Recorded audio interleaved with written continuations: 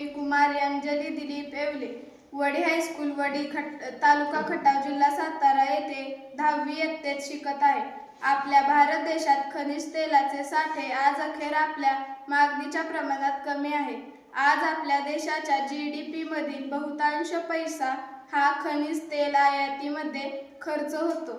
राष्ट्राला विकसित राष्ट्र होण्यासाठी ऊर्जा व इंधनाची नितांत गरज आहे.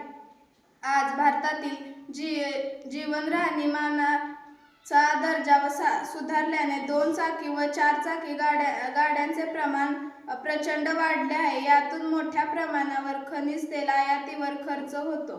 आज दरवर्षी ट्रॅफिक जाममुळे वाया जाणाऱ्या इंधनाचा खर्च अब्जावधी रुपये आहे. विकसित भारत होण्यासाठी आपण खनिज तेलावरील होणाऱ्या खर्चात बचत करणे गरजेचे आहे.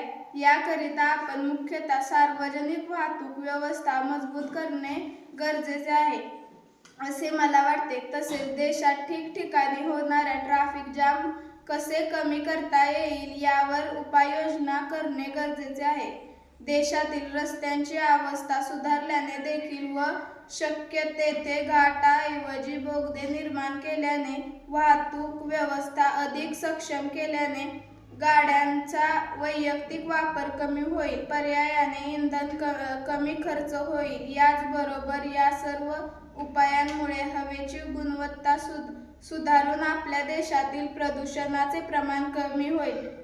आज स्वच्छ ऊर्जा निर्मिती करणे ही काळाची गरज आहे. याकरिता जास्तीत जास्त सौर ऊर्जा, पवन ऊर्जा निर्मितीवर आपण भर देणे गरजेचे आहे.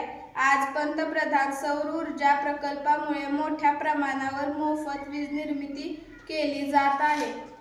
यासाठी सर्वांनी अशा योजनांचा लाभ घेऊन ऊर्जा निर्मिती क्षेत्रातील खर्च कमी करण्याचा प्रयत्न केल्यास निश्चितच भारताला विकसित राष्ट्र होण्यास मदत होईल. धन्यवाद. जय हिंद, जय महाराष्ट्र.